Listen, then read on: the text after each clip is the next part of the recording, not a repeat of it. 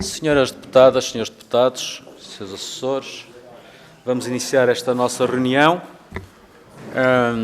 A reunião tem por assunto uma audiência que foi solicitada pela Ordem dos Arquitetos a propósito da alteração ao regime jurídico dos instrumentos de gestão territorial. Muito bem-vindos. É o Sr. Presidente da Ordem, o arquiteto Avelino Oliveira, e a Sra. Vice-Presidente do Conselho Diretivo Nacional, a Sra. Arquiteta Paula Turgal, que solicitaram esta audiência. Foi por iniciativa da Ordem, e nós entendemos agendar para hoje, para que ainda haja um efeito útil, uma vez que já realizamos um conjunto alargado de audiências antes da apreciação parlamentar, e, portanto, estamos assim na reta final do processo da especialidade, e estamos em tempo ainda, e daí esta reunião. Senhor Arquiteto, Sra. Arquiteta, de acordo com a grelha de tempos que nós utilizamos para o decurso desta reunião, tem a possibilidade de fazer uma intervenção inicial sobre o tema. É isso que vão fazer? É? Então, pronto, e vai ser mesmo assim. É só ligar o microfone.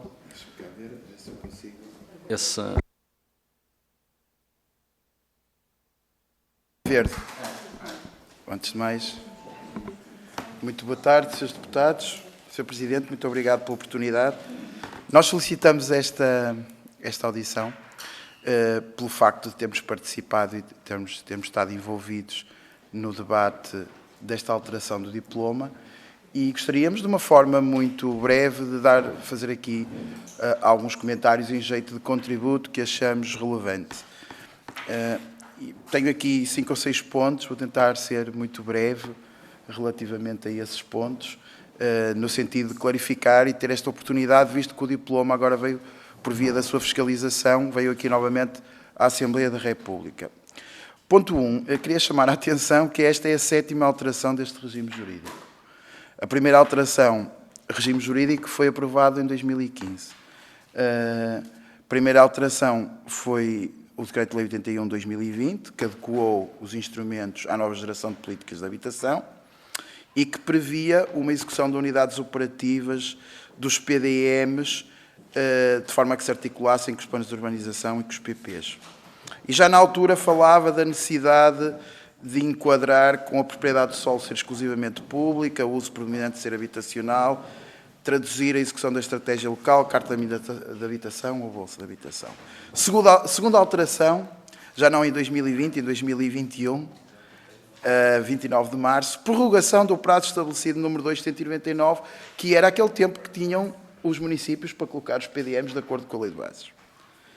Depois, terceira alteração, Decreto-Lei 45 de 2022, de 8 de julho, altera novamente o regime jurídico, prorrogando o prazo para incluir nos planos municipais e intermunicipais as regras de classificação, de classificação e qualificação dos solos. Isto estamos em 22. Quarta alteração, o Simplex, famoso, 1024, altera agora o mais conhecido artigo 72, nomeadamente introduzindo o 72A e o 72B, com diferentes características, e foi imediatamente sucedido por uma quinta alteração, que foi o Decreto-Lei 16 de 2024, também de janeiro, que inclui, sem disposto no nome anterior, novamente coloca os municípios até ao final de 2024 com a necessidade de adaptarem as tipologias de solo, estamos a falar de solo urbanizável, e neste caso até 31 de dezembro. Sexta alteração do RGIT é o 117 de 2024, no mesmo ano, 31 de dezembro, coloca as questões que estamos aqui em debate, nomeadamente aquilo que se refere ao artigo 72, neste caso 72A com alterações e o 72B, ou melhor, o 72B com alterações e o 72A mais ou menos na mesma, e ainda novos conceitos, como o caso dos preços moderados, e nós gostávamos aqui, segundo esta, efetivamente, o tal do artigo 199, que neste momento creio que está a criar muitos problemas aos municípios que tinham operações programadas em solo urbanizável e que lhes disse que, neste caso, não as poderiam utilizar e, portanto, o prazo que tinha sido colocado no Decreto-Lei de janeiro anterior era mesmo aplicável e que agora tinham que reverter para o tal do regime especial agora criado. Primeira conclusão, estamos constantemente a remendar o RGIT e devemos pensar num regime jurídico, na nossa opinião, mais consensual. Achamos que este processo derivou um pouco em que o regime jurídico fosse utilizado como uma forma de debate político e menos como um processo de consensualização que é particularmente importante. E essa era a primeira nota. Se nós vamos continuar constantemente a fazer alterações ao regite, vai acontecer aquilo que acontece, por exemplo, com o RJUE, que é o Regime Jurídico da Urbanização e Edificação, que já vai na 24ª alteração e esperemos que no próximo mês tenha a 25ª. E, portanto, chamo com muita atenção a esta. Já para não falar do Regeu, que é de 1951, e eu costumo dizer que é como um calendário do Advento, a gente já não sabe qual daqueles artigos é que se coloca. E, portanto, nós temos que olhar para o regime com as devidas cautelas e é esse ponto. Segundo ponto, aceitando os regimes especiais de reclassificação de solo e aceitando este ponto que é aparentemente consensual, pelo menos maioritário aqui no Parlamento, que se assume que os solos rústicos possam ser reclassificados. No caso da habitação, nós, a Ordem dos Arquitetos, continuamos a discordar do conceito de preços moderados. Mas também confessamos que não nos sentimos muito identificados com a ideia da habitação acessível. Continuamos a dizer aquilo que tínhamos transmitido ao Sr. Ministro, que, nem relativamente a médias e medianas, achamos que a solução devia passar por uma portaria específica. E essa portaria específica poderia se enquadrar às diferentes circunstâncias do país. Uma coisa é o que acontece nos processos de habitação no Algarve, na área metropolitana de Lisboa, eu estou um bocadinho constipado, na área metropolitana de Lisboa, ou na área metropolitana do Porto, ou no interior, e nós tentarmos encontrar uma regra por mediana ou por média vai ser sempre difícil. Achamos que devia ser... A portaria podia-lhe dar uma arma muito mais qualitativa, com uma vantagem. Podia ser ajustada, podia ser alterada, e, portanto, sem ter que vir novamente ao processo legislativo. E achamos que esse devia ser um caminho, é uma sugestão, voltamos a deixá-la aqui. Terceiro ponto. Enquanto país, aqui já são circunstâncias que ultrapassam um bocadinho, mas que tocam relativamente ao regite, mas que ultrapassam um bocadinho aqui o ponto. Enquanto país, temos que assumir também quando algumas das políticas nós não nos revelamos tão capazes de as fazer. E acho que a grande falha do regite, e relembro que o regite são as regras jurídicas para os instrumentos de gestão territorial. São as regras que determinam como é que se fazem os instrumentos de gestão territorial. Nós temos que assumir uma falência sistémica na revisão dos PDMs. Eu acho que essa é grave. Nos últimos 6, 7 anos, temos vindo de prorrogação em prorrogação a saber o que é que acontece relativamente a estas matérias e sabemos que os municípios muitas vezes têm as revisões dos PDMs concluídas, os processos de concertação não existem, as reuniões das CCDRs ou de outras entidades demoram mais de um ano a serem marcadas e isto atrasa todo o processo. E é daqui que isto depois deriva a que se coloquem o 72A e o 72B como regimes especiais. Portanto, o problema, estando na exceção, está essencialmente na regra e eu creio que os seus deputados devem ter consciência quando estamos a debater a questão do regime excepcional de 72A e 72B, nomeadamente esse, que isto também significa uma falência de como está o processo das revisões dos PDMs, como eu elenquei pelos diferentes tempos de alteração. Quarto ponto, para ver se ainda consigo cumprir bem o meu tempo. O sistema de gestão territorial é definido pela lei de bases e aprofundado no regite. Eu aqui queria chamar a atenção que existe, tanto no regite como na lei de bases, um sistema de gestão territorial. Define 4 escalas. Essas 4 escalas são nacional, regional, intermunicipal e municipal. A municipal funciona, admito que a regional relativamente, a nacional também, a escala intermunicipal é inexistente. Os casos do TGV ou as grandes infraestruturas são demonstrativas. Os PDMs não os têm incluídos porque os planos de escala no T3 não existem. Existe, creio que, um ao nível da região do Douro. Os planos metropolitanos ou intermunicipais planos de ordenamento não existem e estão previstos no sistema de gestão territorial. E esta é uma perplexidade que levantamos, porque, evidentemente, quando estamos também a falar de regimes especiais em matérias, seja de RAN e de REN e de RAN, provavelmente, se tivéssemos documentos de uma escala superior, isto poderia contribuir para a resolução e para o enquadramento destes regimes especiais. Sexto ponto. A situação que levantou mais objeções, em termos públicos e também em termos políticos, foi a intervenção excepcional em RAN e em REN. Aquilo que nós sugerimos também é que isto seja motivador. A lei da RAN é de 89, a lei da REN é de 83. RAN, reserva agrícola, REN, reserva ecológica. Eu acho que era o tempo interessante e a Ordem dos Arquitetos gostaria de estar motivada e envolvida nisso para nós revisitarmos a questão das ambas as leis. Eu preferia discutir com profundidade o solo agrícola e o solo florestal do que estar sempre a falar desse Estado que é diferenciado, que é o rústico. Estamos sempre a falar do rústico, devíamos estar a falar de reserva de solo agrícola e de solo florestal ou de preservação ecológica. Isso só seria possível dessa maneira. Último ponto, ou sétimo, como é que nos colocamos e dizer que, de alguma maneira, estamos preocupados. Julgamos que o planeamento está cada vez mais dominado por uma linguagem jurídica e por conceitos que tendem à interpretação ambígua e pouco técnica. A definição das diretrizes é cada vez mais pelas interpretações dos especialistas que ditam nas suas consultadorias, em vez de diminuírem as dúvidas, elas tendem a aumentar, com todo o respeito que tenho pelos vários juristas que estou aqui a ver presentes. Preocupa-nos também esta ideia do manto de corrupção que emana das dinâmicas de planeamento como uma doença que aparece antes de já o ser. Os técnicos muitas vezes são tendencialmente corruptos, os agentes políticos são tendencialmente geradores de entorces e influências, e com isto está-se a promover o não, como sendo a peça mais fácil de dizer, e a avaliação qualitativa é vista como algo demonizada, e portanto, como não podemos dizer o sim com facilidade, há, nesse sentido, um prejuízo do interesse público. Depois temos últimas, já passei o tempo, portanto só vou deixar aqui duas perguntas, se o Presidente me permitir. Quantos PDMs estão atrasados em Portugal? Por que não são os municípios obrigados a publicar um relatório sobre o tempo de aprovação dos respectivos projetos de licenciamento? Assim sabíamos qual é que era o tempo médio da apreciação, porque sabemos que ninguém, ou praticamente ninguém, se responsabiliza e também que ninguém cumpre os prazos de apreciação dos processos. Não se cumprem os prazos de elaboração dos PDMs, não há cumprimento dos prazos de concertação, não há cumprimento dos prazos na apreciação dos projetos, mas também quase ninguém pede aprovações tácitas. Portanto, há aqui um déficit de responsabilização. Isso significa que nós temos um problema em termos do nosso planeamento, que é sistémico e que está ligado a este, também diretamente ligado a este diploma. Muito obrigado, Sr. Deputados. Muito bem, Sr. Arquiteto, Sr. Presidente. Vamos então, temos agora um conjunto de perguntas, que naturalmente tomará em boa nota e no fim responda em conjunto às questões que forem colocadas ou aos comentários que forem produzidos.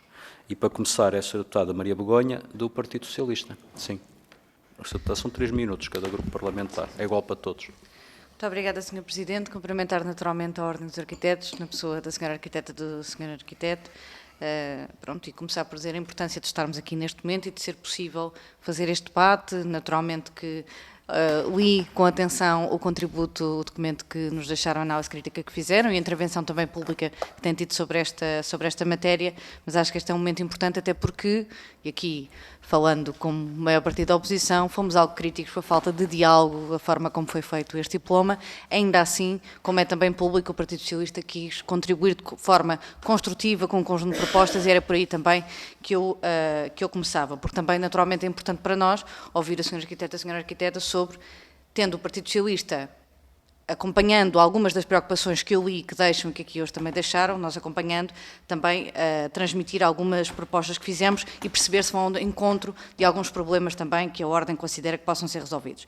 Em primeiro lugar, nós, sobre o preço moderado a que já se referiu, fazer uma pergunta também muito concreta. Pareceu-me, mas não tenho a certeza, que quando disse que o nosso apoio a este diploma, aliás, depende absolutamente deste conceito de preço moderado sair do registro, porque nós entendemos que isso não vai ajudar ao grande objetivo, que é a única razão pela qual nós achamos também que esta reclassificação de solo é importante, que é promover o maior acesso à habitação, nomeadamente à classe média. Nós entendemos que o preço moderado e o conceito utilizado é um entrave e não uma ajuda, e, portanto, nós quisemos regressar aos conceitos já estabilizados, a renda acessível, mas também da habitação a custos controlados. Eu não percebi exatamente quando for de uma portaria, porque é o caso dos custos controlados, é por portaria, tem em conta também o coeficiente de localização, não percebi se era exatamente isso, ou pelo menos é uma aproximação, mas também dizer que faz parte das propostas do Partido Socialista, não apenas o arrendamento acessível, mas também o coeficiente. Depois também, noutras matérias. Dizer também que as nossas propostas passaram por regressar o conceito da contiguidade, que também foi algo muito debatido entre nós. Encontrei também no vosso contributo, no vosso documento de intervenção da Ordem, a importância de também fechar um pouco o âmbito na perspectiva de existir solo em área urbanizável e, portanto, dizer também que o Partido Socialista também incluiu esta proposta. Portanto, neste momento, partindo do princípio que também conhecerá alguns dos nossos contributos, nós incluímos um conjunto de exceções em relação à REN e à RAN, portanto, voltámos a incluir essas exceções, quisemos que tem que ser demonstrável que não há só em área urbanizável, quisemos também limitar a vigência do tempo e sobretudo também esta questão do conceito de preço moderado para nós foi extremamente importante. Introduzimos também como proposta, que será apreciada em breve, a questão de incluir mais um parecer da CCDR e, portanto, também gostávamos de vos ouvir sobre este conjunto de propostas. O prazo limite é um parecer não vinculativo da CCDR, o prazo limite é amanhã, mas mesmo para terminar, porque já terminou o meu tempo, voltando ao essencial para nós e a questão de a reclassificação de solo ser um instrumento para aumentar a habitação, como é que vem no sentido geral? Imagine, vamos supor que estas alterações, rendimento acessível, custos controlados, passe e se retira o conceito moderado. No geral, como é que a Ordem dos Arquitetos vê o potencial para o aumento e o potencial para resolver o problema da habitação em Portugal? Terminou, Sr. Deputado. Muito obrigado. Pelo PSD, Sra. Deputada Margarida Saavedra. Por favor, Sra. Deputada. Obrigado, Sr. Presidente, Sr. Arquiteto, Sras. Arquitetas. O Sr. Arquiteto colocou aqui uma questão que me parece que muitas vezes está fora e não está tida em linha de consideração e que eu, como arquiteta, ao longo do meu tempo, tenho notado. É que, no modo geral, quando se legisla, parte-se do princípio de que o produto é imediato. E, na realidade, nós sabemos, por exemplo, e o caso dos planos diretores são isso, que demora 4, 5 anos, muitas vezes, a aprovar-se um plano diretor. Eu estou a falar do modo otimista, não é? E durante esses 4, 5 anos, há uma coisa muito portuguesa que sucede, eventualmente, que é uma eleição. Muda o Presidente da Câmara e o plano, que já está prestes a ser aprovado, volta outra vez à estaca zero. O que significa, aliás, basta ver pelas nossas cidades todas, que nós não temos, exceção feita talvez em Lisboa e a Expo, que foi uma coisa à parte de Lisboa, Marquês de Pombal, nós temos a nossa malha urbana com bocadinhos de vários tecidos urbanos diferentes. Temos a Avenida da Liberdade com um tecido, temos o outro tecido da Avenida da Liberdade. Nós nunca conseguimos cumprir um plano do princípio ao fim. Isto porquê? Porque era necessário um compromisso, um acordo entre as partes. Eu lembro-lhe que, por exemplo, em Paris, para a Défense, foi necessário um acordo entre o Governo e a Câmara de Paris durante 30 anos, para garantir que, quando a Défense fosse aprovada e estivesse bom, haveria procura suficiente de escritórios para colmatar aquele processo. Ora, nós nunca conseguimos sequer um compromisso para 2 ou 3 mandatos. E isso complica-nos extraordinariamente a vida, não só em termos de leitura urbana, como muitas vezes em termos de lógica de planeamento, porque vem a seguir outro e que tem uma ideia completamente diferente. E o plano começou a ser feito. Nós temos ruas que muitas vezes descambam em becos, que deviam ser alargados, não são, e isto é o pior que pode acontecer a um plano. Tenho também a dizer que existe uma coisa que me surpreende sempre um bocadinho, é que se parte do princípio que os terrenos da cidade são urbanizáveis todos em termos de princípios. Não são.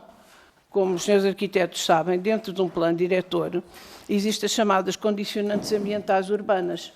E apesar do próprio plano dizer que a área é urbana, não significa que se possa construir lá. Ou se pode construir lá, significa que se pode construir até determinada altura. Nós temos solos completamente diferentes, desde os solos alagáveis, desde os solos graníticos, desde os solos que parecem consolidados, mas não são, porque advém de outra coisa. Portanto, quando se diz que dentro das cidades há áreas urbanizáveis, é preciso ver que cidade, onde é que há as áreas urbanizáveis e, sobretudo, é importante vermos que quando se pretende urbanizar uma cidade não é propriamente como uma despensa ou como um saco de arroz. A cidade precisa de ser concebida como cidade.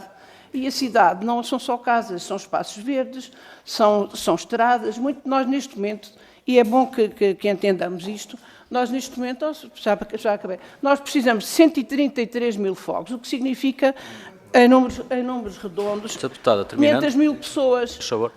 Muito obrigado, Sr. Presidente. Eu termino para dizer como é que os senhores veem que isto seja possível resolver sem um acordo típico e como é que se pode, de repente, meter 500 mil pessoas num terreno que já está urbanizado, que cure sem mais aquela. Muito obrigada. Está colocada a questão. Sra. Deputada Marta Silva, do Chega. Faz favor, Sra. Deputada. Muito obrigada, Sr. Presidente. Muito boa tarde aos arquitetos Avelino Oliveira e arquiteta Paula Turgal. Muito bem-vindos. E o que o Chega tem a dizer é que desde o princípio não se opôs ao princípio desta reforma, mas sempre considerou fundamental que ela fosse equilibrada e transparente. E identificámos várias fragilidades que podem comprometer inclusivamente o seu objetivo e até gerar efeitos contrários. Uma das principais preocupações prende-se com, já aqui falada, a excessiva concentração de poder nas autarquias, esta possibilidade de reclassificação dos solos basear-se apenas em deliberações municipais, sem pareceres técnicos detalhados e vinculativos para algumas zonas, abre espaço à subjetividade, à falta de escrutínio e até favorecimentos. E por isso apresentámos alterações e propusemos de forma construtiva um modelo de equilíbrio entre a simplificação e a transparência.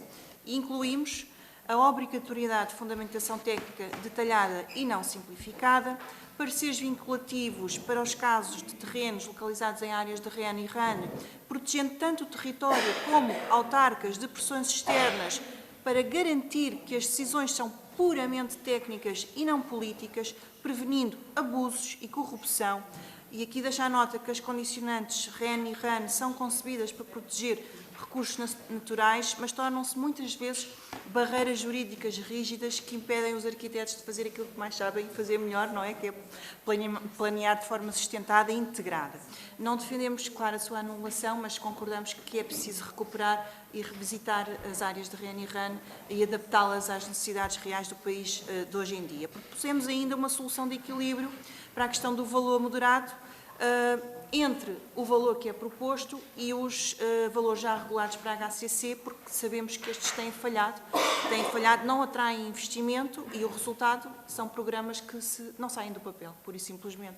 Portanto, a proposta de valor do Chega assenta assim num tripé de desenvolvimento sustentável, segurança jurídica e acessibilidade habitacional, que é o objetivo, claro, desta alteração.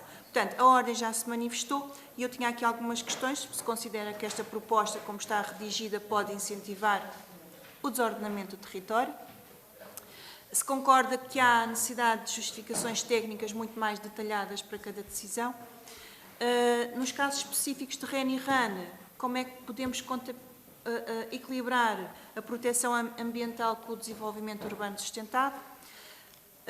E, por fim, qual é que é a sua visão para o conceito de valor moderado a aplicar aqui? Muito obrigada. Muito bem, Sra. Deputada. Vamos então agora ouvir o Bloco de Esquerda e a Sra. Deputada Joana Mortágua. Muito obrigada. Queria cumprimentar os senhores arquitetos, senhoras arquitetas. Nós sabemos que há uma complexidade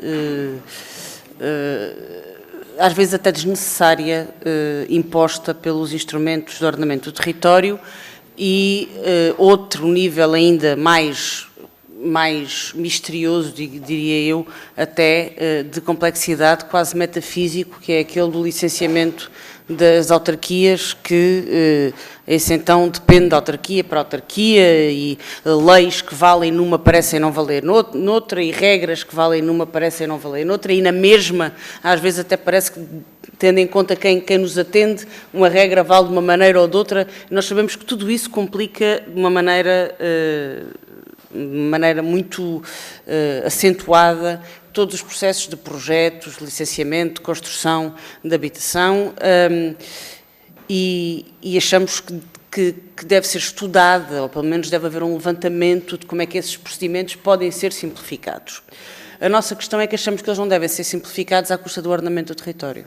E parece-nos que esta lei arrasa todo o paradigma de ordenamento do território. Ou seja, a nossa perspectiva é de que, se há um problema com revisão de PDMs, e há, porque há imensos municípios, não sei quantos são, mas serão dezenas, se não centenas, que arrastam há dezenas de anos as revisões dos PDMs e depois andam a tentar encontrar planos de pormenor ou planos, digamos assim, planos parcelares para tentarem contornar revisões do PDM que ainda não estão concluídas e, portanto, quando o PDM estiver concluído, já está concluído parcialmente determinado ou condicionado pelos planos anteriormente aprovados, mas se há dificuldade em aprovar e rever PDMs, se há dificuldade em alterar REN e RAN, se há dificuldade em criar níveis intermunicipais de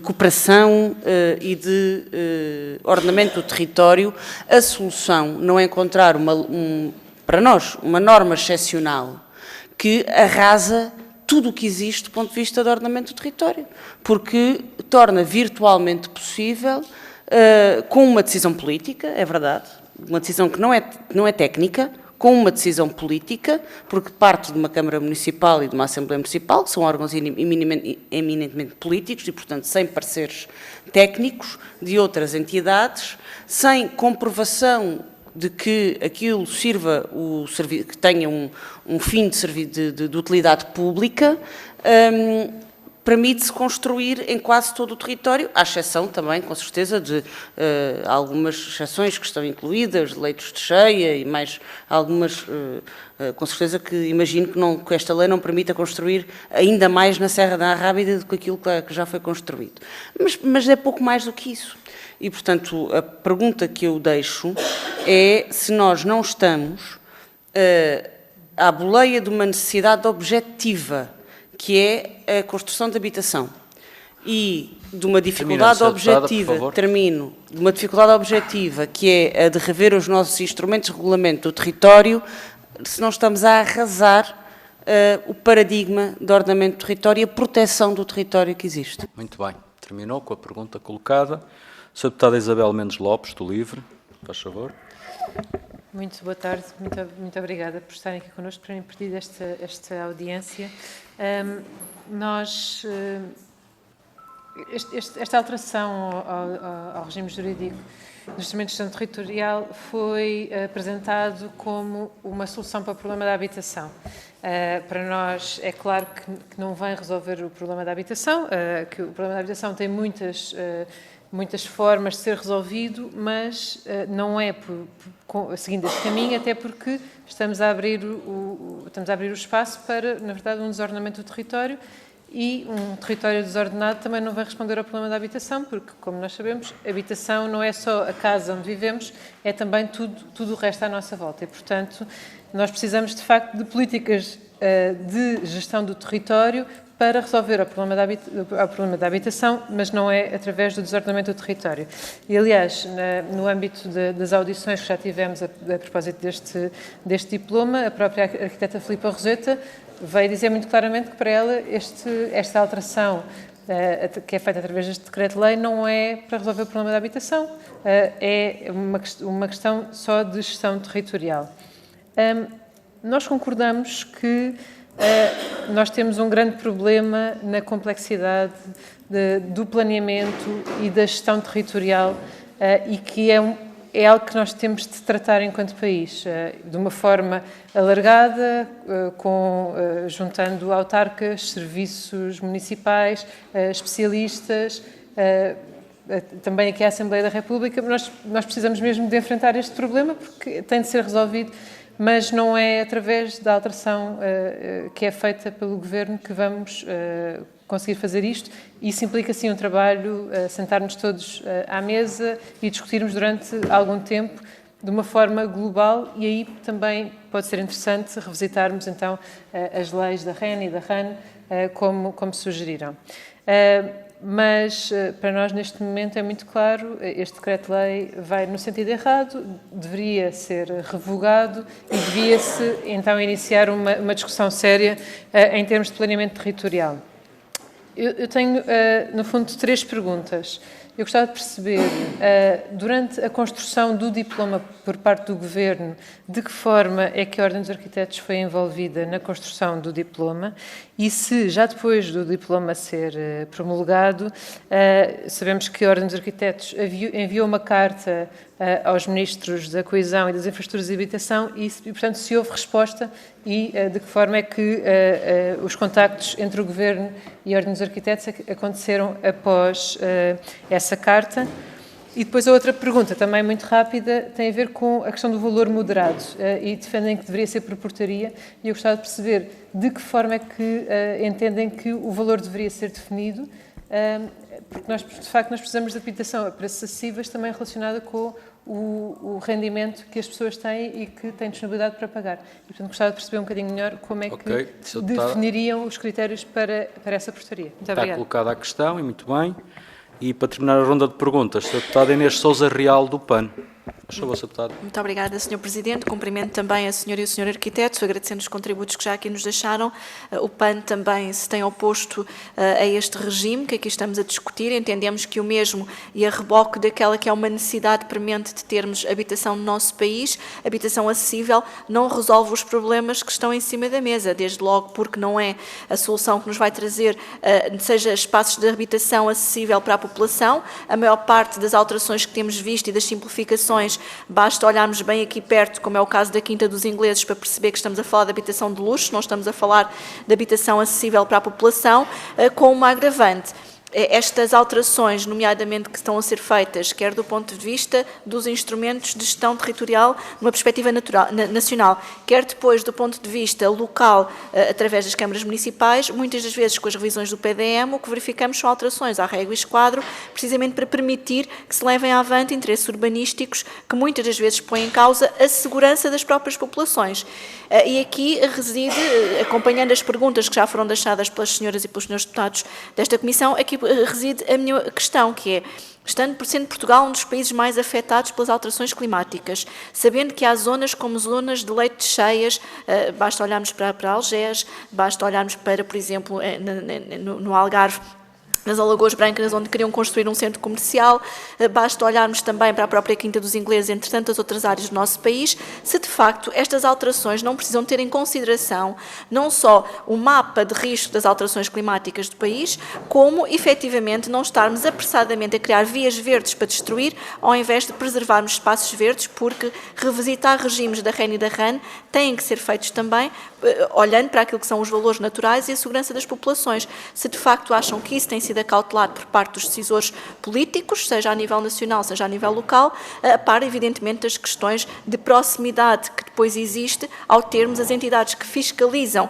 e que têm que inclusivamente aplicar as coimas, a ser ao mesmo tempo as entidades que vão não só licenciar, como também decidir sobre a desafetação destes terrenos. Vos parece sensato este tipo de decisão do ponto de vista mais político, tendo em conta que pensar as cidades, pensar o ordenamento do território, tem que ser pensado também pela segurança das próprias populações. Muito obrigada. Muito bem, Sr. Deputado. O Sr. Deputado está tão disciplinado em utilizar tempos curtos que, quando tem mais tempo, até lhe sobra, não é? Foi o caso.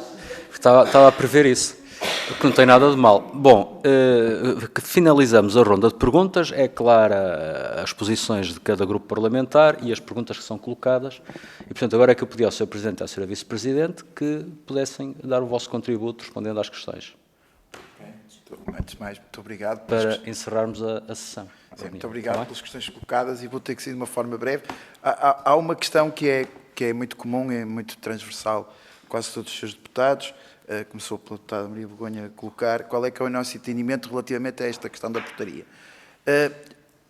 Aquilo que nós estamos a chamar a atenção, nós não conhecemos inteiramente qual é que foi a cenarização que o Governo desenvolveu para chegar à aplicabilidade dos tais preços moderados. E também temos dúvidas relativamente a aplicando o conceito da habitação acessível, no caso que era aplicável para arrendamento acessível, que essa réplica que seja suficiente. É um pouco aquele discurso que nós temos mais popular, de quando puxamos o cobertor de um lado, tapamos do outro e vice-versa. Ou seja, não temos propriamente uma solução mágica. Aquilo que nós entendemos é que essa cenarização e esse trabalho deveria ser mais consensualizado e mais ensaiado com diferentes setores, e parece-nos que dos diferentes estudos, e são conhecidos, diferentes estudos, quer relativamente à habitação a preços moderados, quer aplicando esse cenário à habitação a preços acessíveis, que nenhum nem outro se aplicam de forma transversal em todo o território. Portanto, um critério uniforme será sempre difícil. Nós propomos uma apreciação mais qualitativa, ou seja, em que por diferenças de região e por uma criteriação que seja um bocadinho mais complexa, mas um bocadinho mais, de certa maneira, desenvolvida, ela pudesse ir de encontro às necessidades. As necessidades em Vimioso são diferentes daquelas que são as necessidades em Portimão e as necessidades em Lisboa, e é isso que chamamos essencialmente a atenção. Parece-nos que a cenarização não está toda completa e, portanto, com certeza... E, portanto, gostaríamos de ter participado, enquanto entidade, mais nesta discussão da portaria, ou seja, do modelo em que nós conseguimos desenvolver, aplicando a tal classificação dos solos. Relativamente à pergunta, como vê esta possibilidade e o que é que nós achamos deste regime excepcional, sinceramente, na forma como ele está colocado no âmbito político e na sua discussão, eu acho que ele não vai ter a aplicação tão desejável quanto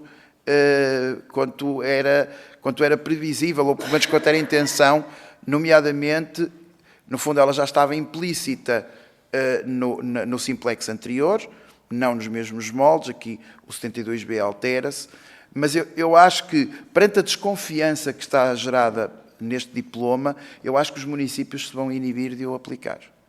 Isso já tínhamos feito essas declarações e é pena.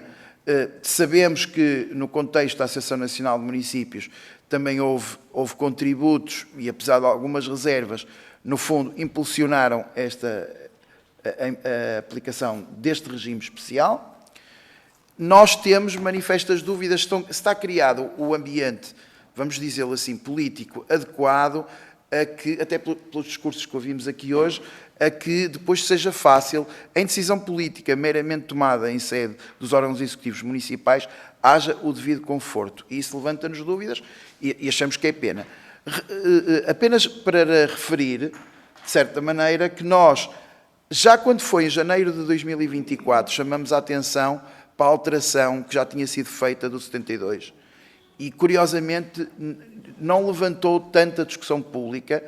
E, por um lado, é vantajoso que esta discussão se tenha levantado agora, mas, no fundo, a questão base já estava colocada desde janeiro de 2024 no processo de reclassificação dos solos. E, portanto, sobre isso, muito bem, parecer não vinculativo à CCDR, Sra. Deputada, parece-nos, enfim, nunca nos podemos opor a que seja pedido um parecer e entendemos a lógica. Eu não sei se depois estou limitado do tempo, Sr. Presidente. São os 10 minutos. Pronto. Se a reserva agrícola e a reserva ecológica são de âmbito nacional, é normal que se perceba que seja uma entidade supramunicipal a pronunciar-se, mesmo que seja de forma não vinculativa. Cá entre nós, um parecer não vinculativo da CCDR, na prática, vai se transformar num parecer vinculativo. E todos sabemos, porque na prática é isso que acontece. Mas parece-nos bem, desde que os outros problemas ligados com as dificuldades de obter pareceres das CCDRs não existam, se haja um cumprimento estrito desses pareceres, e tanto nada ao pelo. Relativamente a ser deputada, as áreas urbanizáveis, como colocar os fogos, bom, enfim, isso tem que ser por políticas de habitação.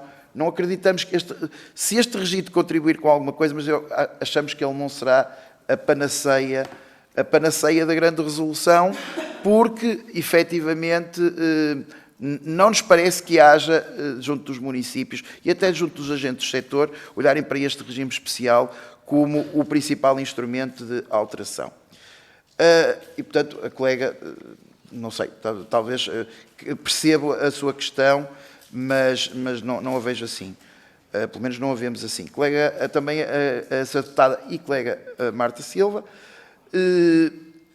as preocupações relativamente à transparência e relativamente aos processos de decisão, elas existem se o diploma estiver bem feito e for claro. Eu acho que, em sede de discussão nos municípios, sinceramente, eles dão mais segurança do que a decisão estar centralizada em órgãos mais centralizados do Governo. O problema que nós temos em Portugal é que aquilo que é a verificação multinível, ou seja, a vários níveis, acaba por criar um excesso de processo burocrático. Portanto, concordo consigo na medida em como é que nós equilibramos o processo rápido de decisão com um processo de total transparência. Sinceramente, acho que aquilo que me faz ver do diploma é que tem que existir intervenção técnica e sustentabilidade técnica nas propostas que vão aos órgãos executivos e às assembleias municipais. Ao ser uma unidade operativa, uma unidade de execução, não vejo como isso não possa acontecer e, portanto, ela tem que existir. Outra coisa diferente é se concordamos ou se não temos manifestas dúvidas da necessidade de intervir em reserva agrícola e reserva ecológica nacional. E isso acaba por tocar, nomeadamente, nas questões que colocou-se a deputada Joana Mortágua, a ser deputada Isabel Mendes Lopes e a ser deputada Inês Sousa Real. Temos dúvidas. E termos dúvidas é o mínimo que poderemos dizer. Ou seja, admitimos, como admite já a lei, que a intervenção em RAN e REN é absolutamente excepcional e que possa haver esse interesse dessa utilização. Coisa diferente é o rústico, que é um estado de solo particularmente, por isso é que nós colocamos aqui. O falar de rústico não é a mesma coisa que falar de reservas.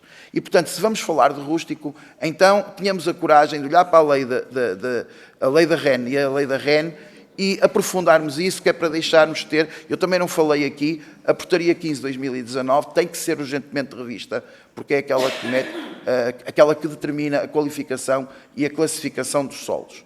E, portanto, isso provavelmente vai nos evitar que a gente entre neste discurso, desculpem, um pouco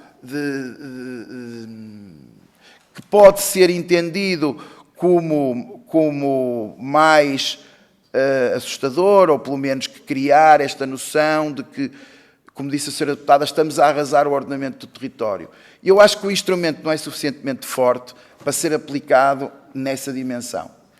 Acho que, como qualquer matéria em que possa ser pervertida, ou seja, usá-la de forma perversa, pode prejudicar o interesse público. Eu acho que há aqui, apesar de tudo, algumas matrizes que o consolidam, mas também há perigos. E, portanto, por um lado, reconhecendo os perigos, não temos a certeza se aquelas que são as delimitações e aquelas que são as margens de segurança de aplicação de um diploma destes estejam garantidas. Portanto, mas isso compete aos decisores políticos. E, portanto, aquilo que se colocou a Ordem dos Arquitetos nesta matéria, como noutras, porque também tinha aqui perguntas, como é que os ministros responderam a isto, como é que é a nossa interlocução. O nosso papel enquanto Ordem dos Arquitetos, evidentemente, é manifestar uma posição, mas, independentemente da nossa posição, é manifestar a disponibilidade para contribuir para o trabalho em defesa do interesse público. Podemos ter mais ou menos reservas relativamente a uma parte mais significativa ou menos deste regime, mas temos a obrigação de contribuir para que ele seja construído em defesa do melhor. E se nós temos a Associação Nacional de Municípios e alguns dos principais partidos, e há um sinal de que o regime excepcional se mantenha, aquilo que é a posição da Ordem dos Arquitetos é continuar a contribuir. Temos vários processos em curso relativamente ao Ministério, nomeadamente o Ministério das Infraestruturas, em processo legislativo, e, portanto, sim, temos tido a recepção de uma série de contributos positivos em várias matérias de legislação. A nossa participação no registro foi muito diminuída. Nós recebemos um documento em dezembro, se não me estou a enganar, em 10 de dezembro, por aí. Ele foi publicado a 31. Analisamos e colocamos nessa carta, mas o documento que nos foi apresentado, ao nível de 72A, pelo menos, não era igual àquele que foi depois publicado. E, portanto, a nossa apreciação, lida agora, se não for percebida com base naquele texto, não é entendida. Portanto, colocamos já na altura reservas às questões de intervenção em RAN e REN. Na altura, ao 72A, nas áreas económicas, era retirado. E, portanto, nós vimos isso como potencialmente positivo. Não antecipamos os problemas que estão inerentes ao 199, que é as questões das áreas programadas, em que percebemos hoje que as câmaras estão em muitas dificuldades porque não tinham feito essa transição, estavam com muitos processos em curso, e, portanto, nós demos esse contributo, mas diga assim a bono da verdade, que mesmo algumas sugestões que demos, e alguns até quase de escrita, que fizemos, não foram incorporados. Portanto, apesar de termos dado um parecer, não nos sentimos corresponsabilizados, porque mesmo quando eram correções de escrita, elas não foram incorporadas. Eu creio que por falta de tempo, não terá sido por falta de vontade, mas, nesse sentido, sentimos alguma desresponsabilização.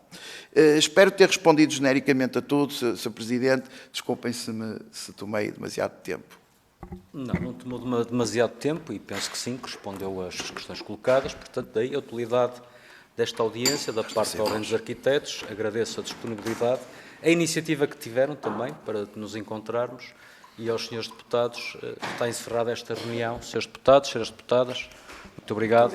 Muito obrigado, Sr. Presidente. Obrigada.